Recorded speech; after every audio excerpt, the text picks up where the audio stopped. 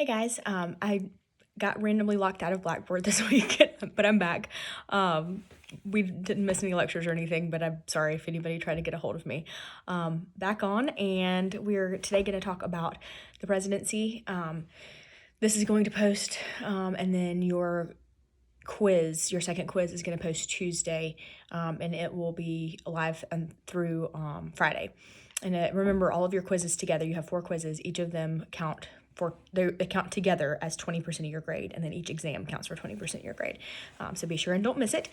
This quiz will just be about the last 2 lectures, the Congress and the presidency.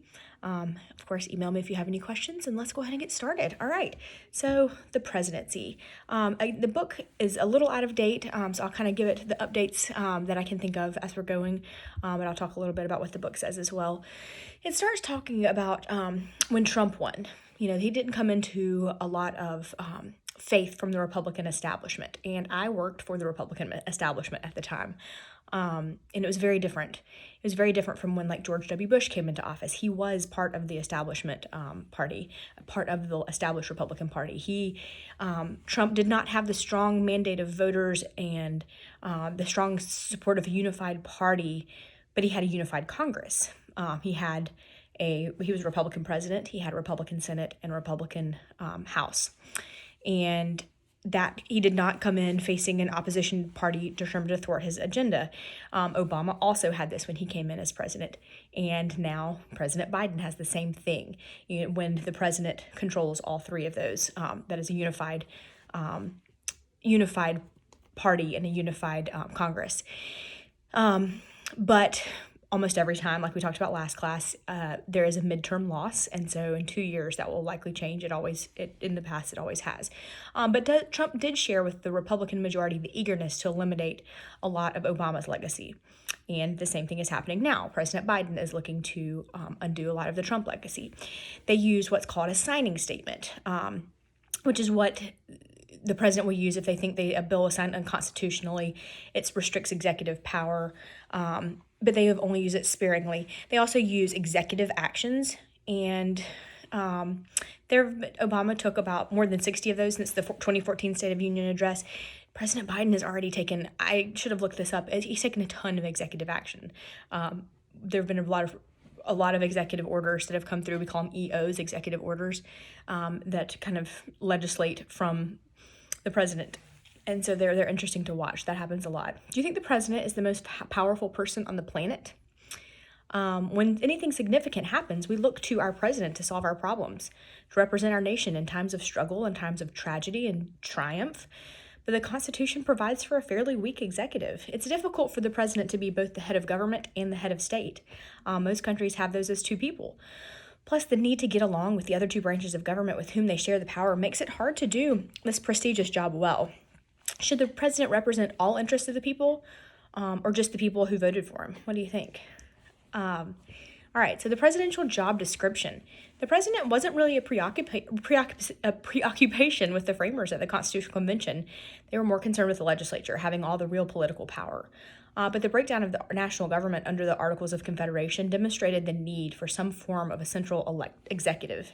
The founders provided for an electoral college, a group of people who'd be chosen by the states for the sole purpose of electing a president, and assumed they would be made of good citizens, who would exercise care and good judgment in casting their ballots, and who would not make post-election claims on him. They also wanted to avoid the concentration of power that could be abused by a strong executive, as they learned with King George. Many of the arguments we hear for a stronger executive come from Hamilton's Federalist Number 70 that call for a very energetic president. Okay, so I just alluded, head of state versus head of government. What is the head of state? This is an apolitical, unifying role of the president as a symbolic representative of the whole country. This is probably more of what the founders had pictured, sitting at the top of a small executive branch, commanding the armed forces and representing the nation. In most countries, like Great Britain, this is a monarch, the queen. The founders wanted to carry the dignity and the dignity, but not the power of the monarch. George Washington even wanted the president to bear the title His High Mightiness, the President of the United States and the Protector of their liberties. we weren't ready for such a pompous title, and but we do put the president on a higher plane than other politicians. What do you think the political impact would have been if we had called the president His High Mightiness, the President of the United States and the Protector of their liberties? The protector also, or the president also has to do other things as the head of state, like attend a state funeral, toss out the first baseball of the season, host the annual Easter egg roll, which we got to go to a few times. It's really neat on the White House lawn. Console survivors of a national tragedy. The vice president can do some of these things, but sometimes only the president will do. And then the second role the president has to play is the head of government. This is the political role of the president as leader of a political party and the chief arbiter of who gets what resources. Because we have a system of checks and balances, and the president has real political powers that are intended to keep the other branches in check. They run the government, make the law, function as head of the political party. This means that some citizens win more than others, and some get angry. Some lose, some get angry. All this works against this unifying image of the head of state. Countries like Great Britain have a second person in this role. Like in Great Britain, they have the Queen as the head of state and the Prime Minister as the head of government, who's expected to be the political, and it's a much more powerful executive than the president. Though this has changed a lot since the FDR New Deal. Some of the political requirements of the president's role as head of government necessarily undermine his unifying role as a head of state, and then hyperpartisanship, like we've talked about, of Congress, makes it even harder to bridge these conflicting roles. Some of the qualifications for president, they're very limited in the Constitution. Article 2 is very short. The president is to be chosen by the Electoral College to serve 4-year terms. The number of terms was unlimited until 1951, after FDR's fourth term spurred a constitutional amendment to limit this to 2 terms. Must be a natural-born citizen of the United States, at least 35 years old, and a resident for at least 14 years, succeeded by the vice president. The Constitution doesn't provide for a line of succession after the vice president, but in 1947, Congress passed the Presidential Succession Act, which establishes succession after the vice president. Disability is questionable. We've got a lot of random things being brought up lately. The 25th Amendment says the vice president can take over when the president or vice president and a majority of the cabinet report to Congress that the president is unable to serve. So like last fall when President Trump was in the hospital with COVID, we thought we might have to invoke the 25th Amendment to have the president take over because maybe the president was not fit to serve at that point. There were a number of calls for invoking the 25th Amendment at that point. 2/3 of Congress has to agree. 2/3 of Congress has to agree that the president is incapacitated, though, and that was not something that we were able to get together at that time. The president can also be removed from office for reasons of treason, bribery, or other high crimes and misdemeanors. Another interesting time to be learning this, guys. Removal requires 2 steps. After an in-depth investigation, the House votes to impeach by a simple majority vote, which charges the president with a crime. Then the Senate tries the president on the articles of impeachment, and they have to convict with a 2/3 majority. President Trump was impeached twice, but never convicted.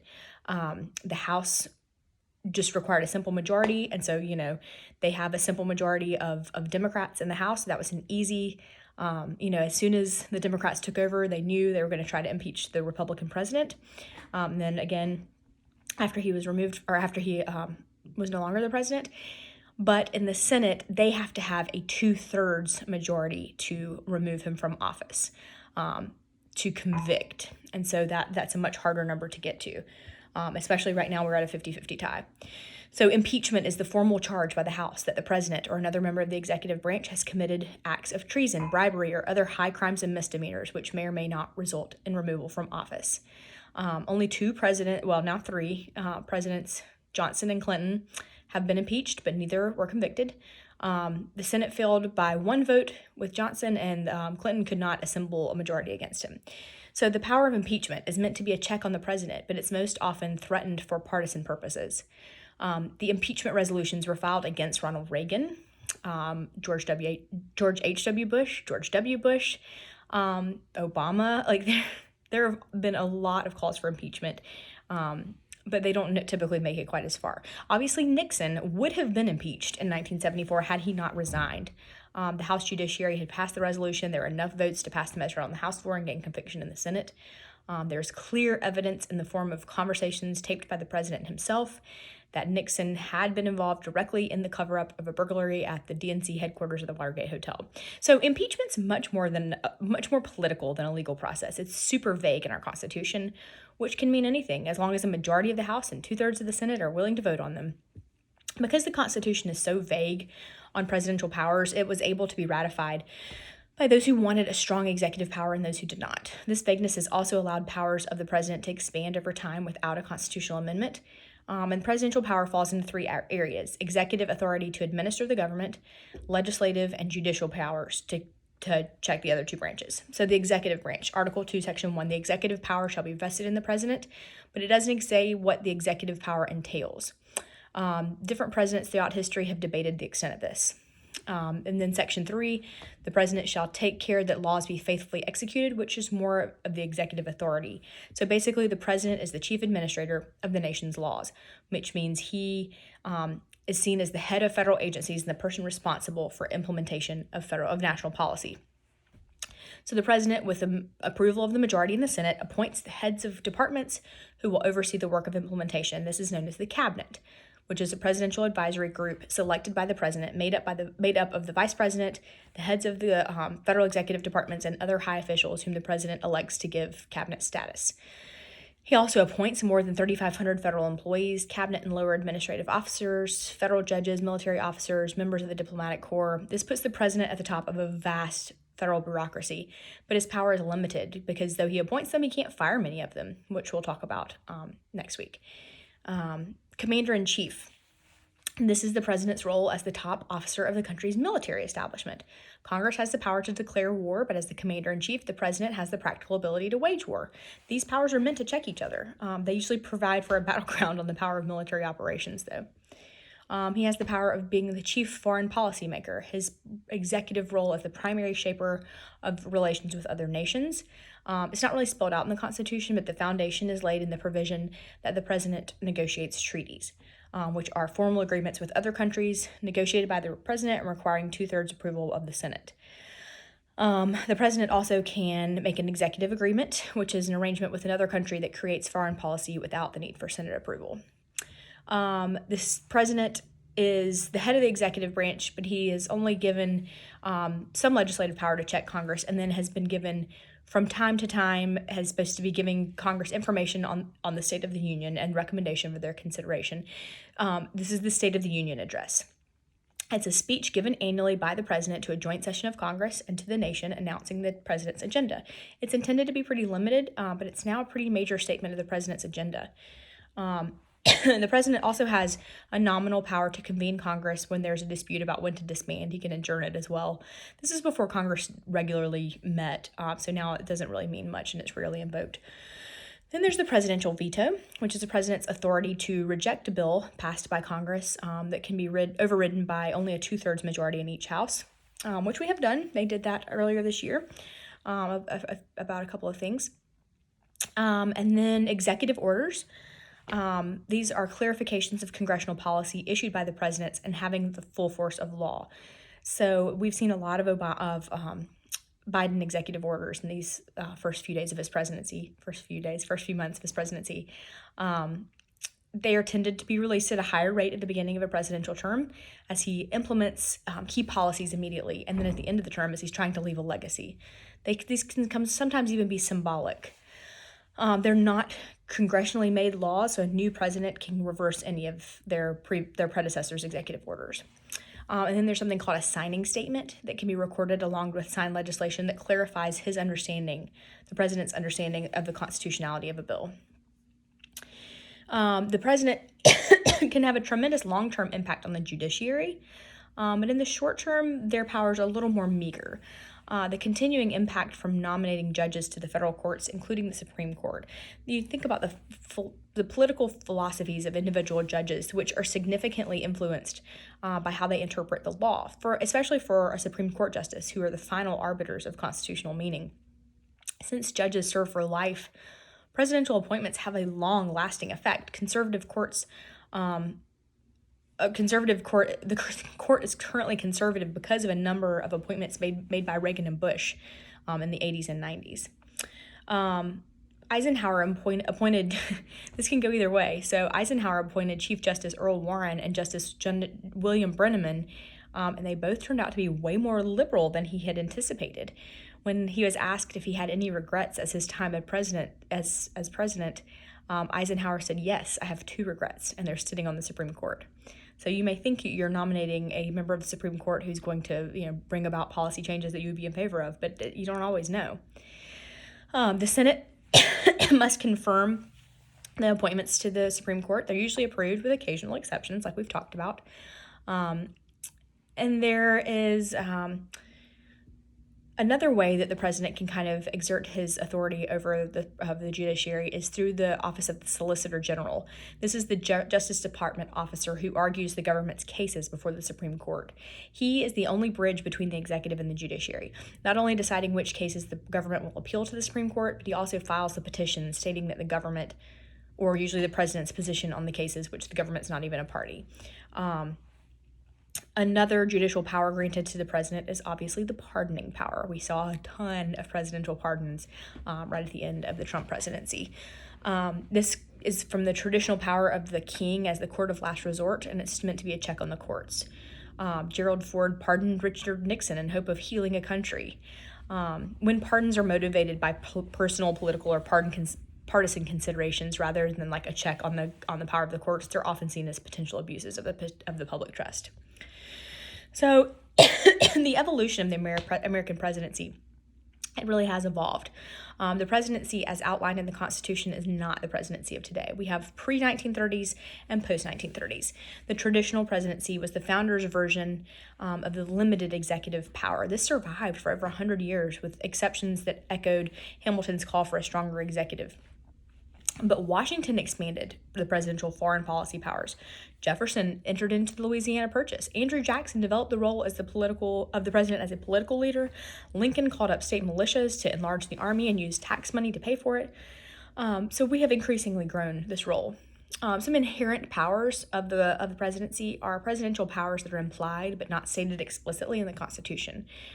They had the duty to take care that laws be faithfully executed. Some, like Lincoln, took this to mean that national security meant a broader presidential role. These powers are not listed in the Constitution, but really are implied. It's more of an implied power. So then our modern presidency, the trend toward a higher degree of an executive power since the 1930s. Still a work in progress, but the simple rural nature of the United States changed rapidly in the 150 years after our founding. The country grew westward. It also grew more industrialized. FDR's New Deal really meant that the size of government exploded, and popular ideas about government changed radically. The use of a strong presidential power became an expectation of the modern president. After the Great Depression, nothing really prepared Americans for the calamity of the Great Depression. Our economy really went into a tailspin. Unemployment soared, and Herbert Hoover was the president at the time, and he said government only really has limited powers and responsibility to deal with what he believed was a private economic crisis. There was this no widespread presumption, as there is now, that the government was responsible for the state of the economy or for alleviating the economic suffering of its citizens. So then FDR was elected. He had 4 terms, and he initiated an entirely new level of government activism. The government was, for the first time, assuming responsibility for the economic well-being of citizens on a substantial scale. FDR said he was waging war on the Depression and sought from Congress the powers that would be given to him if we were in fact invaded by foreigners.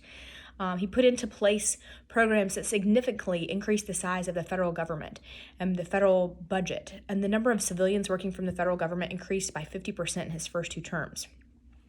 How do we think presidential behavior would change if we once again allowed presidents to serve more than 2 terms? Do we think FDR was only able to do this because he was there for so long? The legacy of the New Deal is now that Americans look to their president and to their government to regulate the economy, to serve their social problems, to provide political inspiration. No president had such a profound impact on how Americans live their lives today as FDR's New Deal did. The imperial presidency is something that we've kind of seen a little bit. It's summed up by the fact that the president has more inherent power in the realm of foreign affairs than the domestic policies, summed up by Nixon as saying basically when the president does it, that means it's not illegal. There's been a battle over executive authority, whether or not the powers of a modern presidency reach this imperial status. Things like Watergate and Vietnam has made it harder for the modern president to act. Congress, the media, courts are checking the president in ways they haven't done in the past.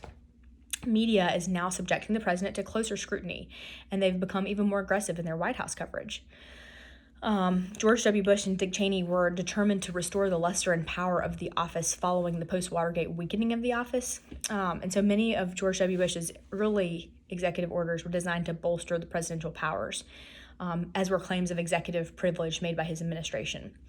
9/11 provided Bush and Cheney with a strong and persuasive rationale for their desire to create a more muscular presidency. They had really high approval ratings after 9/11, so Congress didn't take them on. But after his re-election in 2004 and starting to having waning approval ratings, he was seen as vulnerable enough for Congress to criticize him a little more seriously. The Constitution doesn't give the president sufficient power to meet promises and match expectations of domestic and world leadership, so the president has to curry public support to engender a more compliant Congress. The Obama administration, unlike the Bush and Cheney attempts to bulk up the executive, Obama struggled with this. He turned to the executive order to get his agenda accomplished, but he rejected some of the aspirations that his predecessors had. Trump had promised to undo a lot of Obama's executive orders, and now Biden is trying to undo some of Trump. So it's just a continuous evolution. Presidential politics. The Constitution has not really been altered to give the president more power, which results in kind of an expectation gap that makes the job really challenging. There's this expectation gap that there's a gap between the popular expectations of what modern presidents can do and should do and what their constitutional powers to get things done actually says. So to avoid failure, the president has to seek power beyond that which is explicitly granted in the Constitution and even beyond what they can claim as part of their inherent powers. So the president deals with this expectation gap by attempting to augment their power with executive orders, executive agreements, the claims of executive privileges, signing statements, etc. The president must seek to develop primary extra constitutional power, the power to persuade, which is the president's ability to convince Congress, other political actors, and the public to cooperate with the administration's agenda. He can do this in a number of ways. The first is going public. This is his strategy of appealing to the public on an issue and expecting that public pressure will be brought to bear on other political actors. This is based on the expectation that public support will pressure other politicians to give the president what he wants, using their role as the head of government and the head of state to be appealing to the public by creating a narrative that will make what they want seem reasonable and necessary. They also have to deal with the ratings games. The simplest level of going public is that the presidency takes his case to the people, which has greatly increased when we have this access to the media.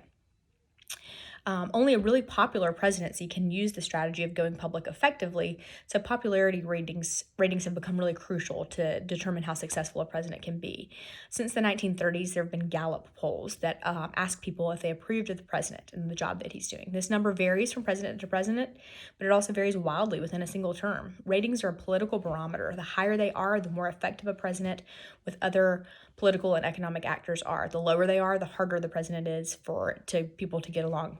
There are three factors that can affect a presidential popularity: the cycle effect, the economy, and unifying or divisive current events. So the cycle effect is the predictable rise and fall of a president's popularity at the different stages of a term in office. Most enter office with a relatively high rating, which declines as they move through the first 4 years. Early on, it's called the honeymoon period. Ratings usually rise going into re-election, but seldom reaches the popularity that the president has the first time he's been elected. So Biden's ratings are probably as high right now as they're ever going to be. This honeymoon period, the time following an election when a president's popularity is high and congressional relations are likely to be productive. The state of the economy.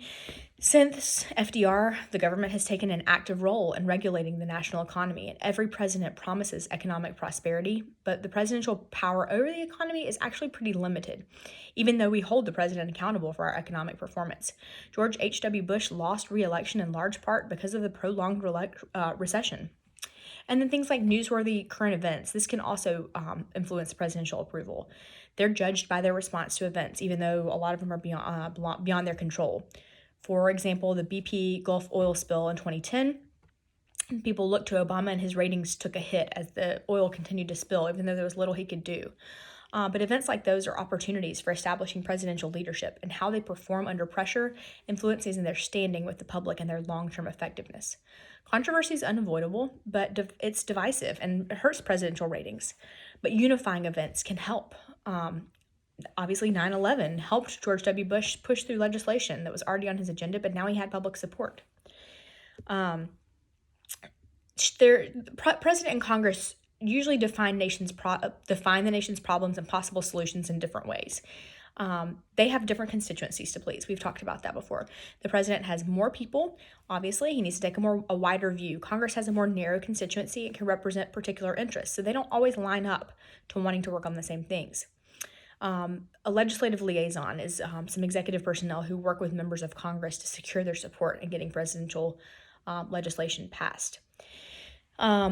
Divided government. This is something that almost all presidents have had to deal with. Biden has not yet, but he likely will in the future. This is the situation that exists when political rule is split between two parties, in which one controls the White House and the other one controls one or both houses of Congress. So, for example, right now we have a unified government because we have a Democrat in the White House controlling the Senate and controlling the House. A lot of times we have a midterm loss, and then, you may see a Democrat in the White House and a Republican Senate and a Republican Congress. So you never know. It is more difficult for a president to be successful if his party does not control all three of those. Members of different parties stand for different approaches and solutions to the nation's problems, liberal versus conservative. Under a divided government, Congress tends to ignore what the president wants, and the president tends to veto what the opposition party wants in Congress. And so the president is not likely to succeed at getting their agendas met. What tools would you use if you were the president to overcome a lot of the constitutional limitations of the office? There are a lot of different ways to think about that. We tend to think of the president as one person, this single executive image, but the president is really limited in what he can accomplish alone. Instead, he is over the presidency, the head of the executive branch.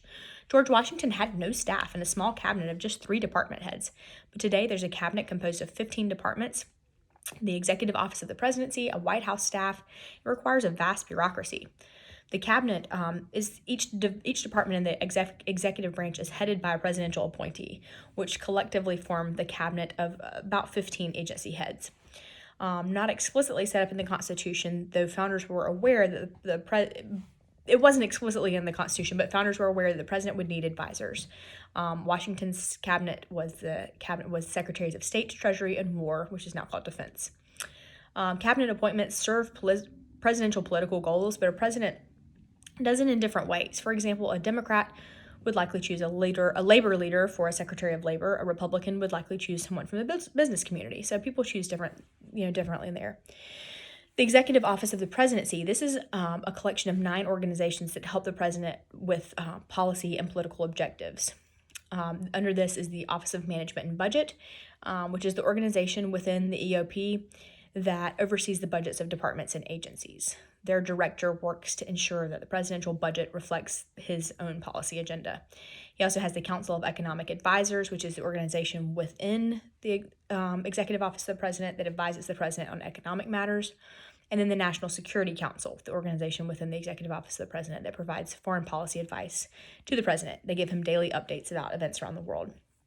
The White House staff. There are more than 400 employees within the Executive Office of the President who work closely and directly with the president. They have offices in the White House, not in the Eisenhower Executive Office building like the others, and their appointments don't have to be confirmed by the Senate. And FDR had about 60 people, and in 2013 there are about 460 people. They have 3 functions, the White House office staff: policymaking and coordination, outreach and communications, and internal coordination. The Chief of Staff is the person who oversees all of the operations of the White House staff and controls access to the president. The staffs only exist to serve the president. When things go well, the president gets the credit. When they don't go well, the staff takes the blame, sometimes being fired or asked to resign if things aren't going well. For most of history, the vice presidents haven't been very important actors in presidential administrations. Originally, the vice president was offered to the second place presidential candidate, so they were seen as a potential rival and excluded from most decisions. I mean, think about it. What if Hillary Clinton was Donald Trump's vice president? I mean, it's crazy to think about. This was corrected by the 12th Amendment in 1804 that provided for electors to select both the president and vice president together. The Constitution provides only that the vice president is to be the tie-breaking vote in the Senate. So it's not typically an enviable post, but it's what the vice president makes of it. Right now, we have a 50-50 split in the Senate, and so the vice president is a little more important. Kamala Harris has to go and cast the tie-breaking vote in the Senate. Obviously, she's going to vote with the Democrats, and so that's what makes them have control in the Senate right now. It typically balances out, the vice president is typically meant to balance out a president, geographically, experience-wise, policy-wise. A lot of vice presidents find it a good launching pad for a presidential bid. Obviously, President Biden used to be Vice President Biden. Happens a lot of times. The first spouse, the office of the first lady, this is in tremendous flux, even the term. You know, we could have a first gentleman one day. There's no way to check the influence of the first spouse, often seen as a national commentary on how maybe a woman should behave. Rosalind Carter attended Jimmy Carter's cabinet meetings at his request. Obviously, you have Hillary Clinton as a whole other example of a first spouse. They a lot of times have their own pet, projects. Lady Bird Johnson supported highway beautification. Nancy Reagan said, just say no to drugs.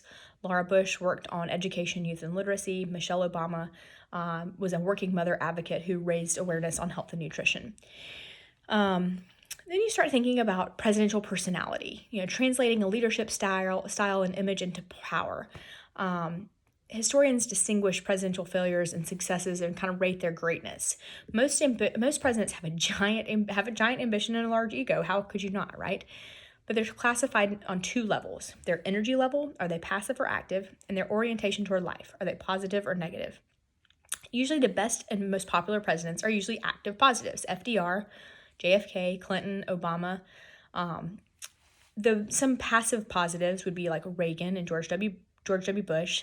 An active negative would be Richard Nixon. It's interesting to think, where do we think Trump or Biden would fall on these scales? And then the presidential style, the image projected by the president that represents how he or she would like to be perceived at home and abroad. Truman was known for being a straight, profane, no-nonsense decision-maker. Eisenhower was known as the victorious general, as a statesman above the fray of petty day-to-day politics. JFK invoked a theme of getting the country moving again, had this optimistic president.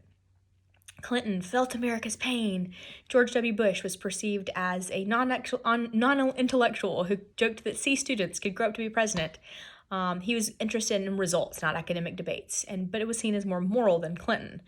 Obama was seen as even-keeled and introverted. No drama Obama. What about Trump? I don't know. What about Biden? We haven't actually identified those yet. Though we may never actually meet our president, we can now know him more intimately than ever before because of the increased role of the media. So how do you think presidents would behave if we could elect them for over and over and over again, like we did with FDR? Do you think things would be different? Something to think about. I'm not going to post that as your question today, just because we have a quiz and I wish you to study Congress and the presidency for that. I will post your quiz soon, and let me know, as always, if you have any questions. Thanks, guys.